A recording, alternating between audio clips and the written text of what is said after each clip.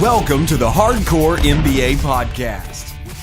Hi, Erlend Bakke here, founder of MrOutsource.com and author of the best-selling book called Never Work Again. Today I have a very special friend of mine, Tor Arne Håve, on the call. We're both in Oslo today, but we're in separate locations. He's also mentioned in my best-selling book here for teaching me, Zen habits, Buddhism, and Taoism. And a lot of the concepts in the book, early on in my book, is about, yin and yang, meditation, letting go, freedom, thinking with your heart, and letting go. So Tor Arne is a person that I met when I hit the wall. So, I started in London 2007. And then in 2008, I went back to Norway, highly ambitious, highly motivated, and I just worked. And I thought I would get instant success. I thought I would achieve a lot of things very quickly. And that was also my goal, which kind of led me to work all the time. I started getting sleep deprivation. I felt stressed all the time. I certainly wasn't happy. I was spending time with a lot of bad people, and I was just on a downward spiral. And at some point, I just remembered sort of asking, "Please, I just need help. I'll do anything. Can you please connect me with the right mentors to help me get out of where I am?" And Tor Arne is somebody that I met through a friend. And one day I called him up and I said, "Can you please help me? I'm struggling." And then I was mentored by you. Trained, I would say, more than mentored. Mentored and trained, and there's many words, Yes. But can you tell us a little bit about what you've done before and what kind of led you to get to the point where I met you back in 2011? Yeah, of course. It can be a long story, but I can make it short also. So, but first of all, thank you for inviting me to this program. Of course, we still have contact, so we have become friends. Enjoying friendship together now. I'm really appreciating that part also. So life for many people is ups and downs, and when we are young and ambitious, we tend to be ruled by our heads and willpower, like really pushing forward with the shoulders and very aggressive. And that is also the case with me. I have been educating myself. I have a master's degree in management. But I pushed too hard. I was working in the IT business. I was one of the top consultants in the IT company, but I got sick of it. So what do you mean? You got sick of it as you quit, or you got no. I got something called mononucleosis, which actually is a disease. It's a virus, which actually just tells you that now you have to stop. Because I was doing all the things, you being social, partying. I was doing good in sports. I was doing good. I was really good in everything I did. Yeah. I was just wanted to be the best. I have a very, very high competitive instinct. Yeah, me too. Yeah, and I would like to show my father that I could do it. I could really prove something. But the life is something different. So it's just showed me that, okay, now I have to relax. So I used actually 10 years of my life to come back to life in a real manner. But I've always been, since I was a kid, very interested in nature. At the early stages, studying, I did study a lot of mind mapping techniques, meditation techniques, the Silo method. So I'm trained in this. So when I came into it, it was very easy to find a way in a way. So I found yoga, I found meditation. I'm currently developing myself as a bioenergetic analytic therapist. So I'm very much more aware of the body and the whole body, not only using the head, but only to connect the reality with how we really are being, the senses and the head, of course. So it's a whole unit. So I needed to start to learn to listen to my body, to listen to life. And that in that manner, I guess you came in 2011. And that was the year I started with gongs also. Okay. Yeah. What is a gong? A gong is a kind of music instrument, a big metal disc, Okay. which you hit it with a mallet, and then it makes vibrations. Well, it makes sound waves. It's a kind of wave that goes through your body, and it helps people to relieve pain and to experience them in a fuller way. So for me, it's vibration, right? So yoga is like chanting, and everything is a kind of vibrating frequency in life. So I was dragged into gong, and now I'm doing a lot of things with gongs and aliveness and just being alive. That's enough. I mean, if you can be alive, that's it. You don't need anything more to really feel alive, you know. So I guess that one of the first thing we talked about that I trained you in was pranayama. Yes. It was a very basic technique that you learned, and it worked for you, I guess. Well, at the time, it was something, something physical. It was something technical. It was something. So I just had like insane stress levels. Like I wasn't sleeping. I would have like my heart would like jump, out of fear of things, and it was just a horrible time. Yeah. And after breathing deeply, like deep breaths, just really helped me sort of start moving that energy and start to make me feel better. I was still doing a lot of the wrong things, but I kind of started with something, and I thought it was incredibly weird. Mm-hmm. And like this is what like weird people do, and I just want to be like cool and like the coolest and drive a cool car, and so I thought for me it was very difficult to start doing it, the practice. But you said, why don't you just start with 5 minutes, and we did it together, and I felt good, and and I thought that was really good to to be in your company and sort of learn these things with you, and I thought a lot of the things that we did were really weird, but but good weird, like. Yeah. But I think it's a very good point you have actually, because when we are in our head, we are thinking in a kind of logical way. We are not looking so much outside. We are really being present with our continuous ideas. This is the repetitive mind. And I remember I also wrote the gong. You remember I had a small gong I played for you? Yeah. And I also challenged you with some bioenergetic exercises. Yes. Like to fall forward with your head.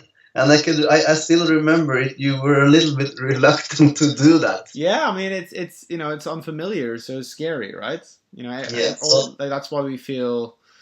That's often why I feel stress is unfamiliarity and like the unknown, but there's definitely, and I was uptight, I was like so like into my thing, and so sort of it was so important for me to have certain things and do certain things and be seen a certain way, and it was so all these things were weird for me.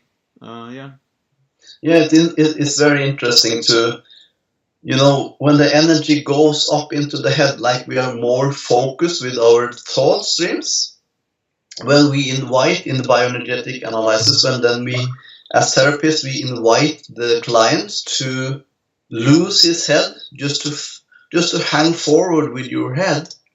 This can feel very overwhelming, actually, because then you suddenly get a bloodstream and contact with the whole body. It's very grounding, you see.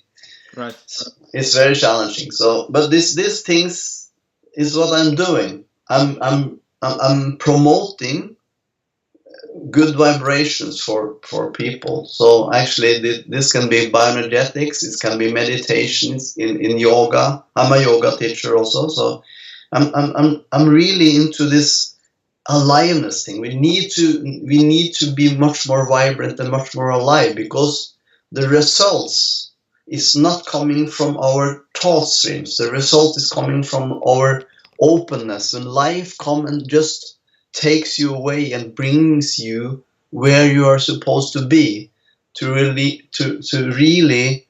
just bring out where you are, what you really are intended to be all along. Because you are born, for me, we are born pure.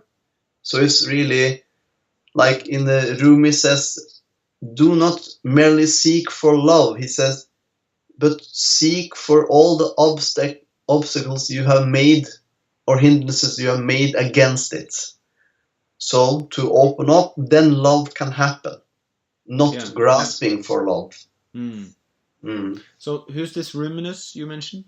Rumi, Jalaluddin Rumi, Rumi. And who is that? Well, he is a famous Sufi. He is the one that created the Mevlana order in Turkey. And you have seen these guys that are dancing in circles with the hats on their head. That's the Mevlana order. They are doing this dance, and they are doing this dance because they would like to open themselves up for God. So the Sufism are in a kind of Muslim way, but they're a little bit special. So very open-minded, and he has a read Rumi poems. He's all about love, really strong. I just want to mention, like, I know this is segueing back to something we talked about, but pranayama is basically breathing. So you breathe a certain way, and so what happens? What had happened to me was that I was hunched over like this all the time. I was trying to do a million things, and my breath was basically on the top of my lungs all the time. And how you breathe also affects your heart rhythm, right? So the reason why I was having like heart murmurs was because I was breathing so shallow all the time that my heart was going, oh, we're constantly, doing things. And what the pranayama helped with was sort of reconnecting me with deeper breath. And so I used to do it every morning because, and that was actually what started my morning routine. Well, you started my morning routine because I was like, okay, when do I have time to do this? I don't have time to do this. Nobody, if you ask somebody to do something, they say, no, I don't have time. And it's not because you don't have time, it's because you don't make time, right? And you said, why don't you do it in the morning? And then I started doing it in the morning. And I started doing 5 minutes, 10 minutes, 20 minutes. I didn't do any more than 20, but I was consistent. And I did it every day. And I got better and better at it. And not that there's any point in, like, which we're actually going to touch on, is like the goal isn't perfection. But the app had this like scoreboard, so that you would get like more scores for the more you did it, the more points you would get, sort of thing. So of course at the time I loved that. But pranayama is basically using your breath to sort of feel your body, and it releases a lot of tension. And I still use it. I've been using it today actually, because I feel like my breath is a little bit stuck. So I've been using the same app and the same thing today. I'm actually experimenting today, so I'm doing it like every hour for 5 minutes, just to see if my work day changes. if I have a better work day, if I'm taking 5-minute breaks every hour, Mhm. then when I work from home, it's a little bit difficult, if you work in an office or a co-working space, but if you have a home office or a closed office, you can do this like consistently. And it's just great, it makes you feel good and grounds you and releases whatever sort of tension that you got going on. And there's you do it via a sound in the app. It's called Sagara Pranayama. Yeah. And it's good. You just close your eyes, listen to the sound, and you breathe accordance with the sound.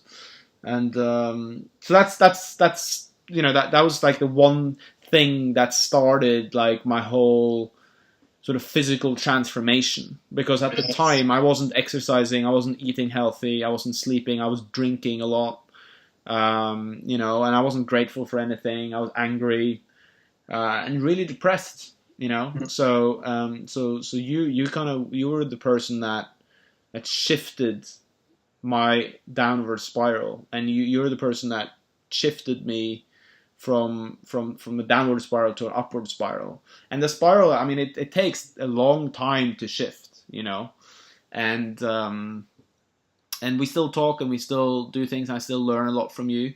So I'm very very grateful for that, and of course also very grateful for that time many years ago. Yeah. It's profound how breath can influence our mind and body. So, but I will recommend, for everyone listening, is to find a good yoga teacher, to just learn it, and don't go out there and just do it on your own. Just because what we have together is the most important thing. If we have a person that's really caring for us, we will be much better off. And I actually, retrospective, pranayama is part of yoga, but I actually wish I'd started with yoga like 7 years ago, and had it as a practice. And there's a lot of gyms that have yoga, but I actually highly recommend going to a separate studio. And the reason for that is because the people that go to a yoga studio, it kind of becomes a spiritual haven. And the people that you meet there are really cool people, and they're typically really interesting. And there's a very different tribe of people that go to the gym yoga and the yoga places. Yeah. So when I move back to Norway full time, I'm going to be going to a yoga studio with yoga people. Because as you said, like the atmosphere and the people that you spend time with has such a big influence on your life. So, that's true. And it's about dedication. When you practice yoga, people practicing yoga, they actually dedicate themselves to a higher purpose. And they practice yoga on a regular basis. So if you go to a yoga studio which has a dedicated teacher, he's there for you each morning. Yeah. In the morning. So you come there and you will be taken care of, and that kind of energy will transform into your energy. So you have very much benefits of going to these kind of teachers. And it's interesting how I think that one little habit can shift your entire life, even though it's 5 minutes over time. Yeah. Because once you start doing one thing that is working for you, and then that kind of goes on repeat, and you keep on doing it, then you might go, oh, that works. Well, I wonder what else works, And then, that's when you start like your selection process of friends. You eliminate people. Maybe you stop drinking alcohol and 100%, and you start doing more of the things that are important rather than what you think is important. So that was a bit of a segue, but good. good segue. So, but it's also interesting how you've been at a very high level of success, and then this transformation has happened for you. I mean, and then the great thing with having problems and facing them and going through them is then you acquire knowledge and insights, and then you can help other people. and today you help lots and lots of people. So can you tell us a little bit about how you work with people now? What kind of things you do? Yeah, first of all, just comment on the high level success, because that was I was thinking that because I have had been in a high salary position doing business. I have also a serial entrepreneur, a lot of businesses, and it all has gone very well economically, and that was my idea of success. But now my idea of success is different. So that's a shift, that is the shift from the consciousness level. So for me now, the success is that I can go out at any time a day. I can just go out in the lake. I can swim. Success is when I can feel my heart beating, that I am alive. Success is something that is living with me, and nothing that I need to earn outside myself. It's the success of my own merits that my discipline gives me the feeling of being alive. So the results are not important anymore. The personal results are not important anymore. It's more a different internal path, I can say. So how I work today is that I would like to promote aliveness for everyone I meet, and I'm doing it by having concerts. For example, I'm having something called gong baths, where people come and they relax to the sound of the gongs. And I'm doing overtone singing, like shamanic overtone singing using drums, because I feel that kind of vibration is resonating with my own connection with the nature. I'm also selling, gongs and singing bowls. I'm doing new designs for gongs, actually, Norse gongs, or shamanistic Viking gongs, if you like to say it like that. But it's like really connected with the design from the old Norse society. They have beautiful runic symbols on them. And they have a message, they have a story, they have a connection with our old traditions. So it's a aliveness in that kind of dimension also. I do practice yoga and Buddhism.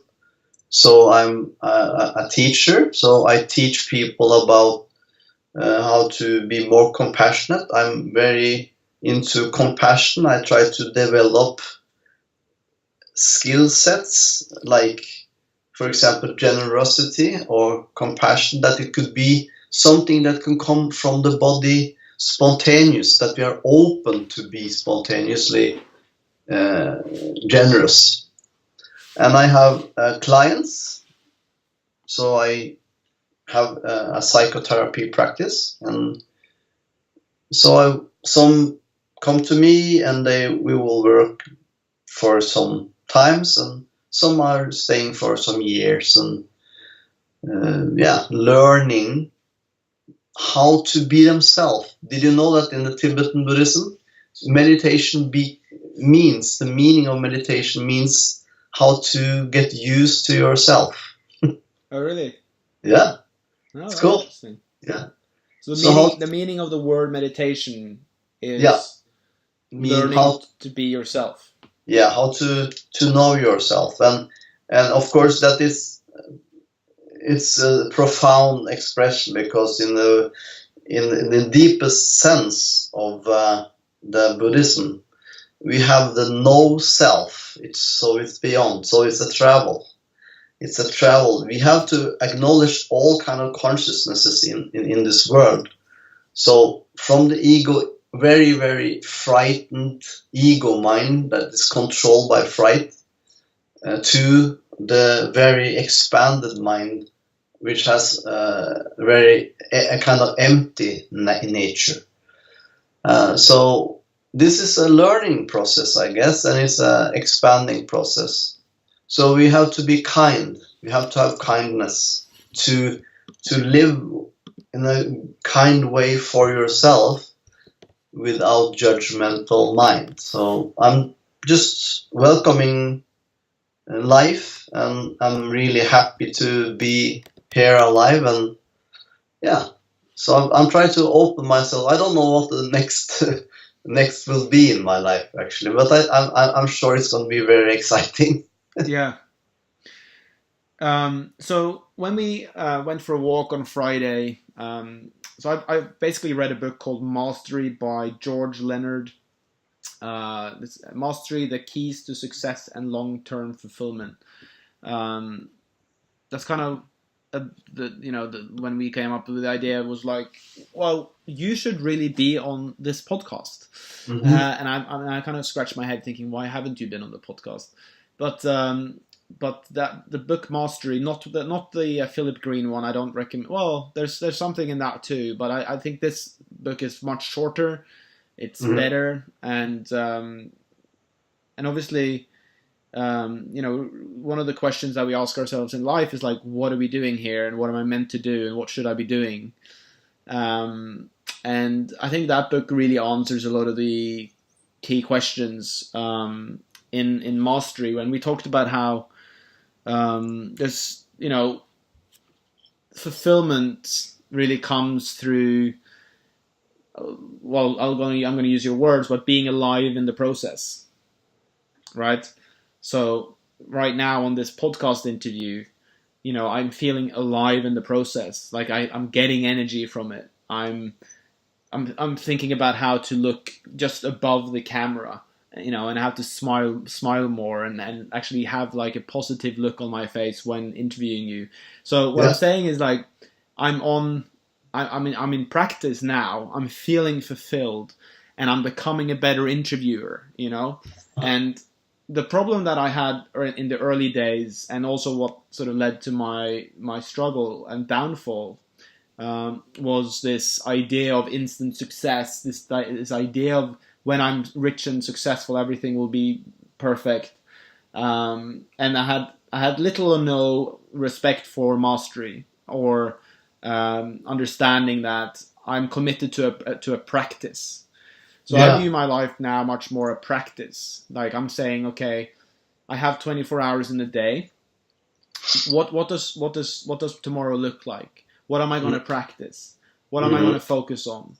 And then there's this dedication to it. Yeah, exactly. And the outcome isn't the goal. Okay, so I'm not saying like, oh, I'm going to do this because then I can have X in I can have X amount of money in 5 years. I think that's part of the process, and I think we need to be aware of things like that, because we can't, we need to be able to eat and drink and buy a car and all that. But the starting point should come from the fulfillment of the practice that you choose. So one of the things we talked about was that, mastery is like you get excited about something and it's like a little blip, but then there's a long plateau where you're just practicing, and that's where a lot of people quit. But life is lived on the plateau. Life is lived every day. And that's why like the daily fulfillment of your practice is so important, because you need to practice things that make you feel alive. We just had such a great conversation about it. And you mentioned about positive and negative, and then you said, well, the practice should be done in neutrality. So do you remember that? Do you want to fill me in? Yeah, I think just it's the title of the book Mastery was, and then something. All right. So the title is Mastery: The Keys to Success and Long-Term Fulfillment. It was published in 1992 by George Leonard, and it actually has 231 reviews on Amazon. Yeah. Okay. Great.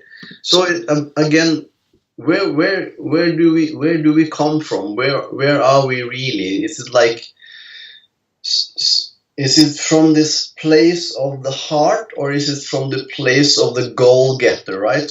For someone like you said, okay, I have to have food, I have to buy the car, so I need to earn some money. Okay, well, the premises for this is really the ego mind. It's that a kind of fear-based way. Because if you don't think about it, if you really open up for yourself, the way will come to you. This is very, very different. And then since I'm talking about positivity or negativity, I'm meaning actually attachment. I'm talking about attachment. So I'm talking about what attachments do you have in your life? Because we all have attachments. But the reason that attachments can be a kind of special in a way, it's directing your life. So let's say that you are not aware of that you are attached to a certain pattern, that you are not like from my case, I did study, I did the master's degree, and at the day I delivered the master's degree, I suddenly realized that I didn't write it for myself. I have written it for my father, and I was crying, because I did not want to write it for anyone but myself, So development of wisdom comes from practicing with a neutral mind on different kind of aspects of life. In the Buddhism, we are talking about the 10 perfections or the paramitas. The first perfection is called the perfection of giving, the perfection of being generous. We cannot come there without practicing this.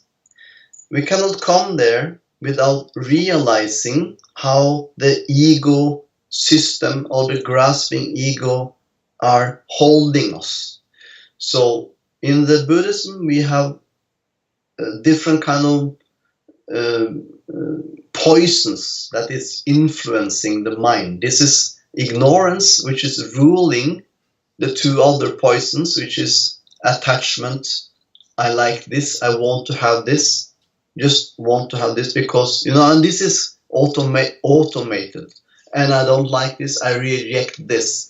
This is automated, we all have it. So that's why I'm talking about neutrality. We have to have a neutral mind to come over it, to look, wow, I'm actually doing this task because I would like to please my father. Why would I like to please my father? Well, I insist on doing it because, one, I would like to be better than him. It's a competition, right? Who made up the competition? I made it a competition. It's a very complicated mind. Does he know he's competing? Or No. He doesn't know about the competition. No, I'm the only one. and then on the one hand, I'm competing against him, and the other part of me would like me to have love from this guy. So actually, I'm fighting against him at the same time. I'm wanting his love. It's impossible. Can you imagine that kind of stress? You are carrying on. I'm laughing, but I'm just thinking about all the things that I do. This is quite normal. This is a very normal thing, but when we're not aware of it, that's the thing, that we are not aware of it. We are not feeling it. We are not in contact with it. We are only going for this kind of short-term pleasure. Because look at me. Look how I did this master's thesis. It's wow. I have it. I can show it. It's a title. But it's not fulfillment. So I think we need to look at what is fulfillment. What is the real fulfillment? Fulfillment is not for you. it is not about you. Life is not about you. Life is about to realizing that you are a part of a society, a part of the world. You're a part of other human beings, a life that needs aspects of compassion, to love others. Of course, it starts with you first. You have to train yourself.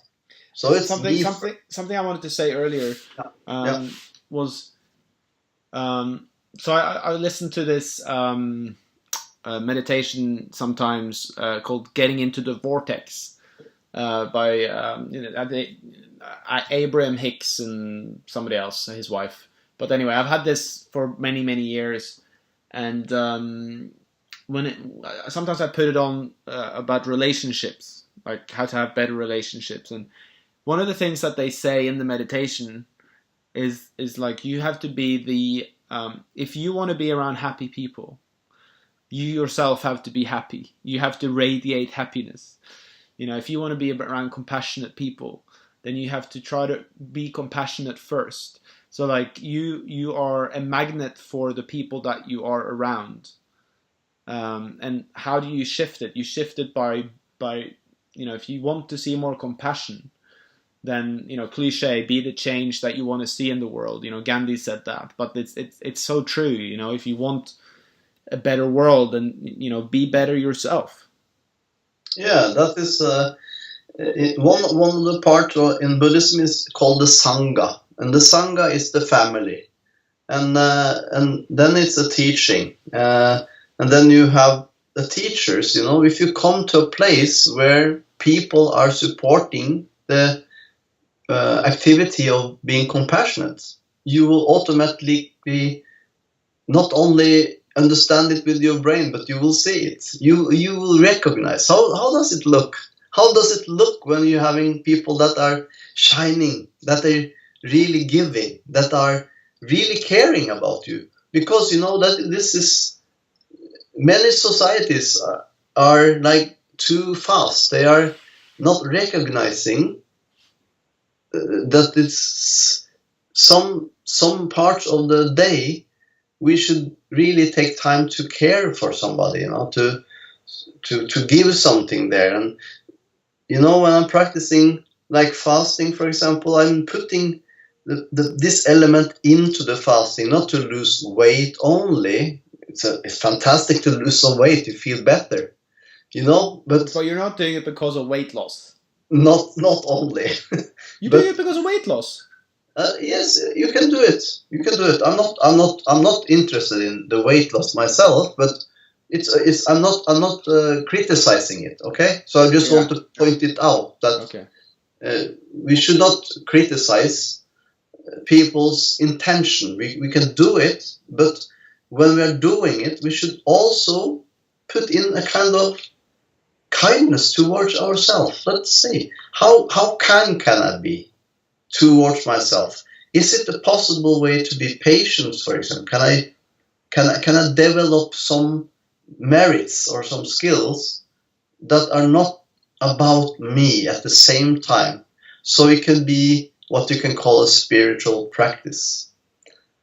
In addition to the health benefits, for example, we should not criticize that there is benefits on a physical level, health benefits, that something good can come out of the fasting period. But we should also keep in mind and heart that this period could be filled with tolerance for others, for example. Yeah. So fasting, you are now in your 10th day of fasting. Yeah. Tell us a little bit more about what you're doing and how you're doing it and why you're doing it.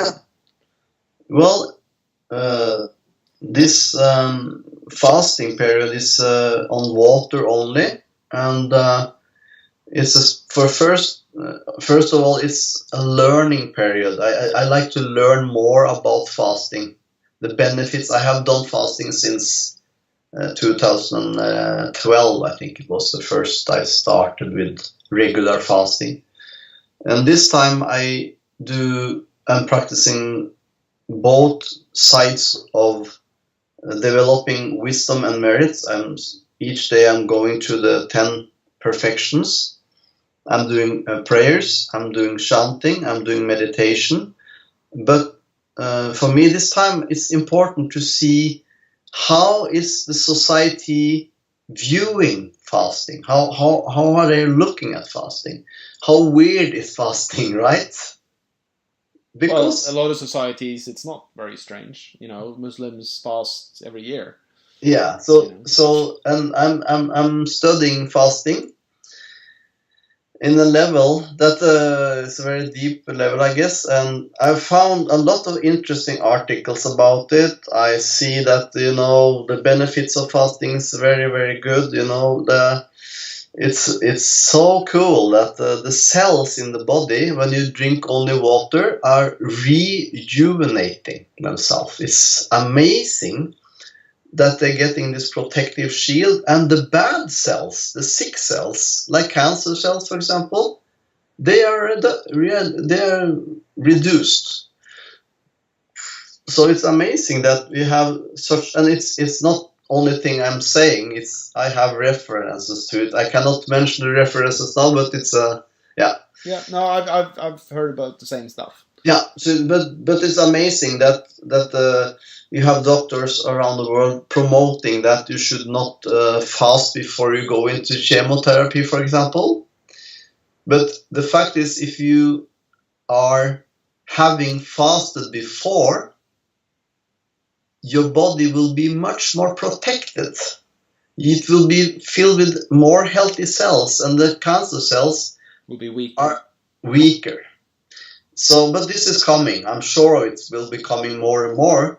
So everyone that is having a kind of experience with cancer, going into chemotherapy, please do some days with fasting before, and you will experience a total different way. And it's a lot of research about it. So just and of course, do your own research and make do your own research. Fasting and cancer. You just search for it, and then you will find. Good. So I haven't done a fast myself. I have done some intermittent fasting.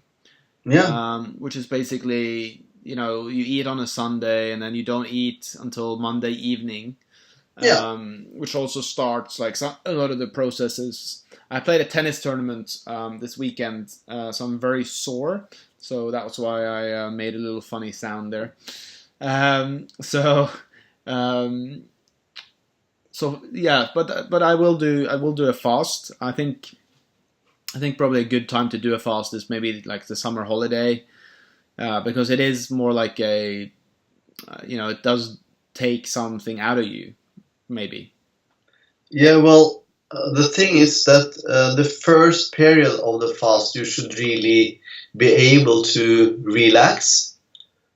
And not have so much around you, not so much to do, because then the toxins in the body is going up and you need to flush them out. So that my first 5 days was kind of tough, but then you come into the ketosis, and then you are freer from the toxins. It's getting better and better. You can have more energy.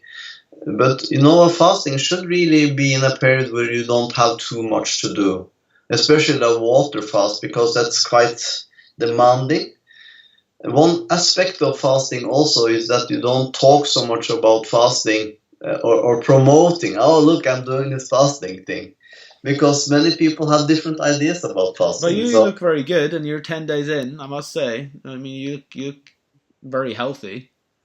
Yeah, feeling good. So I'm just thinking that don't plan for how many days. Just try one day. Just be easy with yourself, and just try to make it a part of your life, because it's amazing the longevity of after effects. There's a lot of research on this. It's not that I wish to live a long life only. But I wish to live a long, good, ethical life. I wish to bring out something good. So I really feel that this is a part of the way I would like to live. That's beautiful. It's beautiful. It touches on, like, what I'm feeling now is really like, I mean, there's so many good things in the Stoic practice, which I like, which is, don't chase things, be grateful for what you have, appreciate simple foods, try to live a simple life instead of a, complicated life, and do it to do it. And I mean, I get into a very different, like right now I'm feeling a lot more, like when you're talking about these things, and when we talked about the fulfillment through practice and all these things. I mean, I my energy level changes. Like I can feel I feel different in my body. Yeah. And when I shift back and I go for goals, I go for the car, I go for the status. So when we went for a walk, I was thinking about buying my second Porsche 911, and the emotions I was having with it. You see, I'm also wearing like a Porsche T-shirt. Of course, I'm a big fan. But the emotions I was getting was like, this is going to be. I was buying it for sort of the wrong reasons, or considering buying it, and it was making me. It was kind of back in the track of the sort of meaningless, pointless things of life. And once you acquire something, even though it's like I bought a Rolex before Christmas, and it's actually in the safe because I don't like wearing it. So for me, it's a drag. I have to be careful. I feel like I have to be careful with it. It brings attention. And it's a status symbol and all these things. And I'm not a communist, I'm not a socialist. I don't know. It's just these things kind of make me a little bit miserable, and if something makes you more miserable, then maybe it's not the best idea, to buy something. And that I was getting a lot of the same emotions with this car as well. I'm not saying I won't ever buy my dream car, but I think it's important to notice the difference between. And the reason why I'm talking about this is because I think what you started doing for me back in 2011 was like you started to ground me in like more important things, like in the essence of living, and seeing reality better. So I think that was kind of, so you were kind of my linchpin into a sort of different reality. And every time I try to go for goals, and every time I try to go for status or money or all this stuff, it just has for me it has a very different type of energy. And every time I go back into like, talk to you about, the real reality of aliveness, because that's kind of what you're talking about, is like living aliveness. And aliveness is found through, I mean, it doesn't mean you're going to live a life where there's no pain. Yeah, right? Exactly. It just means, what does that mean? I mean, pain is normal. We experience we have what we call suffering, and we experience pain, we experience sickness, we experience age, we are experience dying, grieving for the people are dying. So all these things are here. We cannot deny that. So, but again, if we really see the causes of all the suffering, that's desire. The desire for not wanting to experience pain. It's a kind of rejection of the reality. But when you are in a kind of alignment with this, you will feel differently towards the pain. You have different masters in meditation. I have practiced meditation also, but to give an example. I had a traffic accident. I have severe pain in my neck after that. I sat down and meditated to become the pain itself. And when I did it, what do you think happened? I have no idea. So when you become the pain, can you then feel the pain? Maybe not. No, you cannot feel the pain because you are the pain. It's one. And that is very profound. It's just amazing. So I experienced that. I had some neck injury, but it was quite severe. Also, I had cramps in my both arms. But I was sitting, meditating on becoming a whole, to encompass this pain and not avoiding it. Because when people have pain, they tend to, look at the pain and isolate it. They don't want to have it. They are constantly reminding themselves of the pain that they don't want to have. Of course, we do not want to experience pain. Yeah, I mean, you shouldn't go out and inflict pain, right, on yourself. Exactly. So, yeah. But when pain is there, then if you are in a neutral position, becoming the pain yourself, you will experience it in a different way. And that goes for every kind of experience. You don't have to react so much. This is the reaction pattern, you see. We tend to look at this and like the pores. Wow, I like that pores. And we don't even reflect on why we would like that pores. It's just an automation. But there is some pain connected with it. And we don't really realize the pain that is underlying. The pain that is underlying the need is the need for love. We are making substitute, Yeah. I guess that's true for you also. Yeah. Yeah, so we have a lot of beautiful things. We have this Rolex, we have this, but we don't really need it. But we want it. But that's a different thing. So, just the last question here before we finish up. So I went to one of your sessions. We did some chanting. You handed the drum to me, and I had to do some chanting, which was very strange for me. And then after that, we did a gong bath, and the whole room was vibrating. The whole, there was vibration like in the entire room was sort of vibrating. And it's definitely something to experience. So if somebody wants to work with you, connect with you, maybe somebody listening to this wants to like buy a gong, or how can we connect with you? I have a company called Universi, and that is on you can find me on the Facebook also, but universi.no actually. Yeah.